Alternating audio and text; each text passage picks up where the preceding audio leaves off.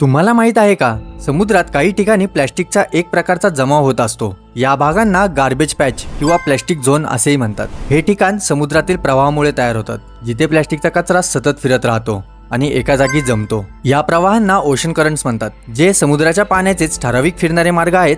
Plastic त्या प्रवाहांमध्ये फिरत फिरत फाटत जातं. सूर्याच्या तापमानामुळेही त्याच्यावर तो फरक पडतो आणि त्याचे छोटे छोटे तुकडे होतात आणि ते तिथे साठतात. पृथ्वीवर 5 मोठे प्लॅस्टिक झोन आहेत: उत्तर पॅसिफिक, दक्षिण पॅसिफिक, उत्तर अटलांटिक, दक्षिण अटलांटिक आणि इंडियन ओशन मध्ये. यामध्ये सर्वात मोठा झोन म्हणजे ग्रेट पॅसिफिक गार्बेज पॅच, जिथे अंदाजे 1.8 ट्रिलियन प्लॅस्टिक तुकडे जमा असल्याचं मानलं जातं. याचं वजन सुमारे 79,000 मेट्रिक टन इतकं आहे आणि हे प्रमाण सतत वाढतच चाललंय. तुम्हाला कदाचित आश्चर्य वाटेल, पण समुद्रात जाणाऱ्या प्लॅस्टिकचा सर्वात मोठा स्रोत म्हणजे मानव जन्मातील कचरा, जो आपण प्लॅस्टिक टाकतो. अनेक अभ्यास दाखवतात की समुद्रात जाणारे 80% पेक्षा जास्त प्लॅस्टिक हे जमिनीवरून येतं. नद्या, वाहतूक, कचऱ्याचं नीट व्यवस्थापन न होणं आणि अगदी काही वेळा जमिनीवरून पाण्याच्या प्रवाहाने वाहून जाणं यामुळे.